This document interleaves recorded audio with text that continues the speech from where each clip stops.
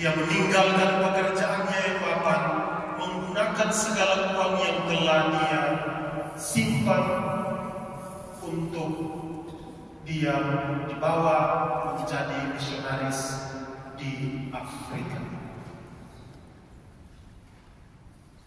Dalam seri pengalamannya dia selalu mengatakan, saya adalah seorang yang tidak layak di hadapan Tuhan, namun Tuhan menggunakan saya yang tidak sempurna untuk melayani. 3 bacaan hari ini menggambarkan 3 orang yang berbeda, namun punya pengalaman yang hampir mirip dengan misionaris awam dari Hongkong ini. Dalam bacaan pertama,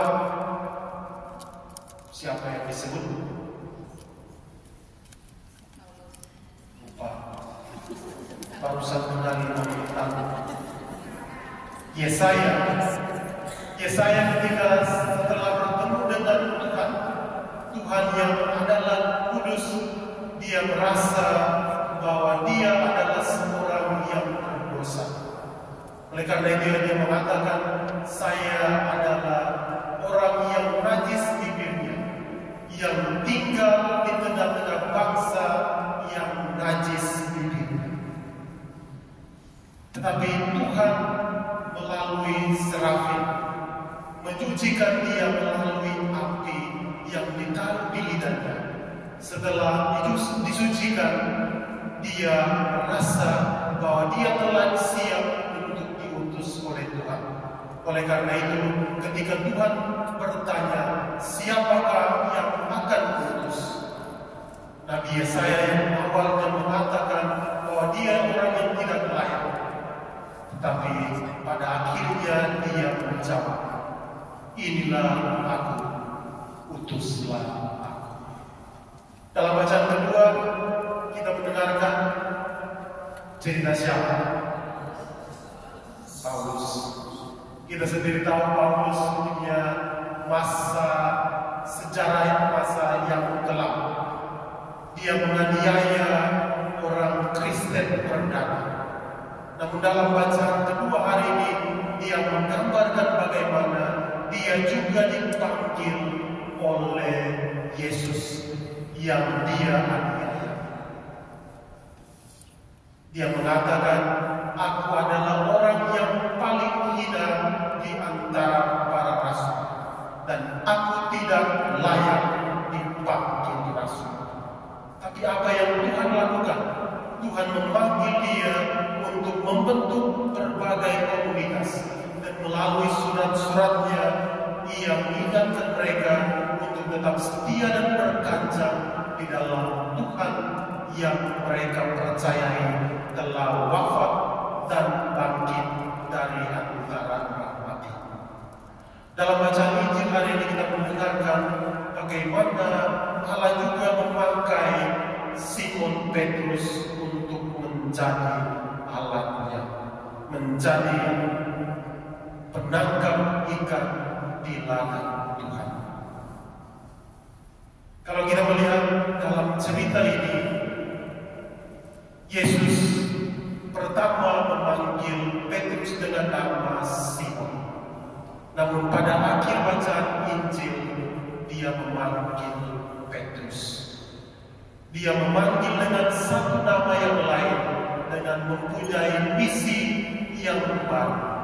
Oleh karena itu di atas Petrus, di atas batu karang ini, Yesus mendirikan gereja. Petrus juga adalah seorang yang lemah. Kita sendiri tahu pada saat Yesus dipersiapkan menderita sengsara dan dipersiapkan untuk disalibkan, Petrus menangkal Yesus 3 kali. Namun karena kasih dan karunia Tuhan, Allah memanggil Petrus untuk bekerja di ladangnya. Saudara-saudara yang terkasih dalam Kristus, 3 orang ini maupun misionaris awam dari Hongkong menggambarkan kepada kita bahwa kita semua adalah orang yang tidak layak di hadapan Tuhan. Namun Tuhan dengan kasih karunia-Nya menggunakan kita sebagai alat-alatnya untuk bekerja di hadapan Tuhan.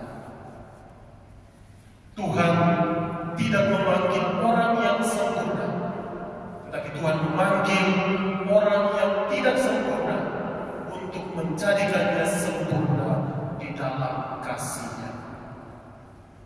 Oleh karena itu, saudara-saudara yang terkasih, sebagai orang Kristen yang sejati, kita tidak selalu mesti menjadi dewan juri.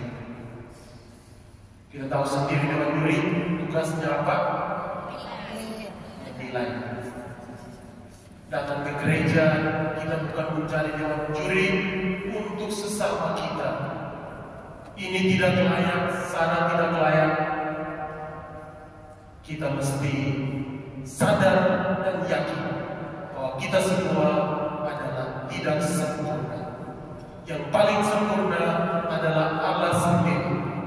Namun karena kasih dan kebaikan Allah, Ia menjadikan kita sempurna di dalamnya, supaya kita mampu menjadi saksi-saksi Kristus. Oleh karena itu, saudara-saudara yang terkasih, belajar dari 3 bacaan Injil hari ini, kita mohon doa kepada Tuhan, kiranya dalam ketidaksempurnaan kita, Allah menjadikan kita sempurna untuk menjadi saksinya di tengah dunia, di tengah masyarakat,